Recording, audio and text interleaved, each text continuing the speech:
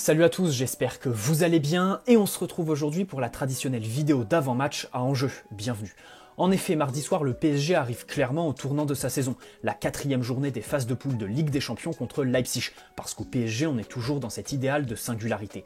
2 défaites en 3 matchs. Le PSG est actuellement 3e de sa poule avec 3 points de retard sur Manchester et Leipzig. Petite odeur de Ligue Europa, mais rien n'est joué. Le PSG a les cartes en main, il faut gagner.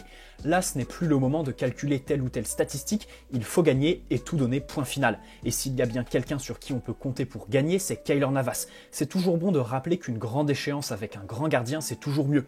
On espère avoir un Keylor Navas décisif, mais ça c'est presque une formalité. En revanche, devant lui, c'est très compliqué. Avoir Keylor Navas pour lui mettre une ligne de défense aussi friable, c'est un comble. En effet, Kimpembe est absent, et c'est un vrai coup dur qu'on pourrait vite regretter. C'est clairement le patron de notre défense. Il est en grande forme et est devenu un homme des grands rendez-vous qui ne déçoit presque plus, même si oui, il reste sur une prestation décevante face à Leipzig, justement. Et au-delà de l'absence de Kimpembe, ce qui est plus inquiétant encore, ce sont les joueurs qui vont jouer à sa place. Toujours bon de rappeler que le fossé entre les titulaires et les remplaçants au PSG est bien trop gros. Dans tous les cas, il faut composer sans Kimpembe. À gauche, Kurzawa devrait jouer. Ce n'est pas le plus inquiétant, il devra continuer sur sa lancée. S'il y a victoire et bonne prestation de sa part, ça pourrait être une référence pour lui, voire un tournant. Au niveau tactique, c'est comme d'habitude, qu'il défende bien pour mieux attaquer. En charnière centrale, le retour de Marquinhos est impératif. Sans Kimpembe, c'est obligatoire d'avoir un cadre ici. Évidemment, il aura le brassard de capitaine, en espérant qu'il n'ait pas de perte de repère ou de temps d'adaptation. Sa performance individuelle conditionnera beaucoup de choses. Sans oublier le leadership, il est capitaine. Aujourd'hui, la situation est délicate et tout le monde devra se sublimer mardi. Il doit prendre ses responsabilités. Pour vous donner mon avis personnel, j'attends Marquinhos plus que tout autre joueur. Sans remettre en cause quoi que ce soit, j'aimerais vraiment qu'on le juge uniquement sur cette performance. Et si tel est le cas, je suis pas sûr qu'il fasse l'unanimité comme il le fait à travers sa communication et la belle histoire qu'il entretient avec le club. C'est le capitaine. Oui, il représente beaucoup au niveau du projet et auprès des supporters, mais au sein du groupe et dans ses performances, on doit le ressentir. À ses côtés, c'est plus compliqué. Il ne veut de mal à personne, il a l'air gentil et travailleur. Jusque-là, il était gêné par les blessures, mais sur ses dernières performances, on peut vraiment se demander si Abdou Diallo a le niveau pour le PSG et s'il réussira à traduire les millions investis sur le terrain un jour. En espérant qu'il se sublime mardi et qu'il n'ait pas besoin d'avertissement pour bien jouer comme contre Manchester United. Bon, évidemment, défensivement, il faut qu'il assure, qu'il soit intelligent dans l'anticipation et solide au duel, mais un apport à la relance, ça serait vraiment cool, surtout qu'on sait tous qu'il en est capable. Aujourd'hui, il joue régulièrement et dans les grands matchs. Peu importe les circonstances, on est en droit de lui demander plus que le minimum.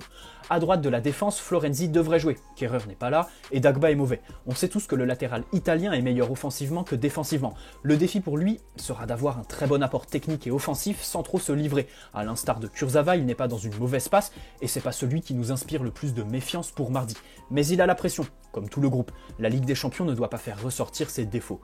Au milieu, je pars sur un double pivot. Il y a des absents et s'il y a bien un moment où il faut prendre des risques, c'est maintenant ou jamais. Je pars donc sur un 4-4-2 avec les 4 devant, mais avec l'obligation de s'investir dans le repli défensif. On reviendra sur leur cas plus tard dans la vidéo. Verratti n'a pas pu jouer vendredi à Monaco. Le risque de rechute était trop important. S'il avait quelques minutes dans les jambes, j'aurais pris le risque de le titulariser, mais là ça paraît trop risqué. On oublie Verratti pour la énième fois, et même si c'est notre meilleur milieu. Herrera a pris un coup à l'entraînement. On ne sait pas s'il sera disponible, mais avec lui, zéro risque. Et puis Gay et Draxler seront trop justes. Donc on a Danilo, Rafinha et Paredes à disposition. Dans tous les cas, c'est très compliqué de composer un milieu cohérent avec ces 3 joueurs, mais personnellement je fais revenir Paredes dans le 11 en priorité. Il nous a manqué pendant son absence, et pour un match comme celui-là, on sait qu'on peut compter sur lui. Il l'a déjà prouvé et devrait faire du bien. Maintenant reste à délibérer entre Danilo et Rafinha. Déjà, premier constat, Paredes est si singulier au niveau de son profil qu'il est très difficile de lui trouver le duo parfait en termes de complémentarité. Avec Danilo, on s'assurerait du physique et de la force au duel, mais on pourrait avoir quelques soucis de créativité, mais aussi et surtout de vitesse et de réactivité. À côté de Paredes, ça me paraît vraiment pas logique. Un milieu statique et un milieu lent, ça peut vite déjouer. Donc à ses côtés, j'aligne Rafinha et toute sa bonne volonté en plus de ses qualités techniques. Défensivement, ça peut faire peur. Le PSG sera obligé de monopoliser le ballon, mais Paredes un cran plus bas que Rafinha, ça peut le faire selon moi. Évidemment, les deux doivent s'assurer de l'équilibre du bloc, ne pas trop se livrer et être très intelligents dans leur placement. Et enfin, devant, ligne de 4 avec Neymar, Mbappé, Di Maria et Kean. Neymar doit être le facteur X, le dépositaire du jeu, sans être le plan de jeu évidemment. Pour gagner, il faut un grand Neymar, mais aussi et surtout un Neymar différent de celui que l'on voit depuis le début de saison.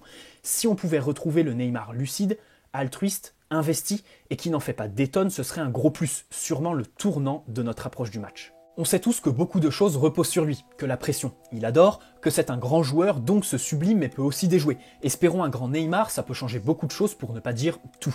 Idem pour Mbappé qui a des responsabilités à prendre, surtout que Leipzig est une équipe avec une philosophie faite pour lui. Une équipe qui se livre, c'est pour Mbappé et sa vitesse.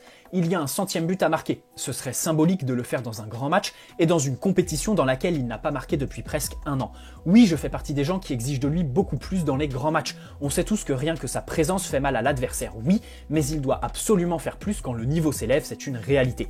Il doit travailler sa finition et son jeu-tête, on le sait tous, mais avant cela, j'aimerais revenir à la base des bases, courir. Il va vite certes, mais à la perte et sans ballon, il doit s'investir, presser et redescendre. C'est le b.a.-ba, mais il ne le fait pas assez très clairement. On pourrait le comprendre si avant chaque match on était sûr qu'il se sublime et soit décisif, mais ce n'est absolument pas le cas. Bon, évidemment, il n'y a pas que du négatif, on sait tous qu'il est extraordinaire, qu'il peut nous faire gagner le match, on va pas se refaire l'inventaire de ses incroyables qualités, mais j'y ajouterais l'altruisme. Il n'est pas très investi à la perte, mais avec ballon, il distribue bien et délivre même des passes clés. 6 passes décisives en 9 matchs cette saison, c'est une excellente statistique et un aspect à prendre en compte. En parlant de passes, on peut enchaîner sur Di Maria qui fait un début de saison globalement décevant, même si tronqué par sa longue suspension. L'éclair de génie peut passer par lui, comme il peut traverser le match tel un fantôme. Avant tout, il faut voir un Di Maria qui court beaucoup pour l'équilibre du bloc. Ensuite, sa conduite de balle, ses capacités d'élimination et le danger qu'il représente dans les 30 derniers mètres devraient faire mal à Leipzig. Et enfin, même si Icardi est disponible, Kean doit jouer. Vendredi encore, il s'est créé pas mal d'occasions, en plus de sa participation au jeu qui est très intéressante. Il y a les statistiques qui sont bonnes évidemment, mais au-delà de ça, Kean s'est bien intégré et est un des rares à satisfaire dans le jeu, même si ce n'est pas parfait bien sûr.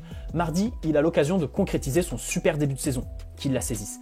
Donc pour résumer, 4-4-2 avec Navas dans les buts, une défense Florenzi, Marquinhos, Diallo, Kurzawa, un double pivot Paredes, Rafinha et Neymar, Di Maria, Mbappé, Kean devant. Ce n'est pas l'équipe type, on fait avec les moyens du bord, mais le talent est là. Si l'investissement l'est aussi, ça devrait le faire. Que les 4 devant prennent leurs responsabilités, mettent leur talent au service du collectif et soient altruistes, notamment dans le repli défensif. Au niveau tactique, cette équipe peut paraître déséquilibrée entre les joueurs qui créent et ceux qui défendent, mais c'est avec un objectif très clair. En effet, chaque masterclass du PSG, et par masterclass j'entends match abouti de la première à la dernière minute, est passé par la monopolisation du ballon le plus haut possible sur le terrain. Paris doit imprimer le rythme, Paris ne sait pas donc ne doit pas subir, et enfin Paris doit étouffer l'adversaire. En aucun cas le PSG doit se placer en outsider et laisser le ballon pour contre-attaquer ou je ne sais quoi. Non, on a un groupe affaibli mais qui reste très compétitif, en plus du talent incroyable qui sera sur le terrain. On joue et le match, c'est nous qui le dictons. Tout le monde sans exception court et se surpasse dans l'investissement, sinon ça ne marchera pas. L'enjeu est grand, l'affiche est belle, le match sera sûrement plaisant mais le gagner c'est une obligation. Tous derrière les joueurs, bonne soirée à tous, bon match mardi, allez Paris, ciao.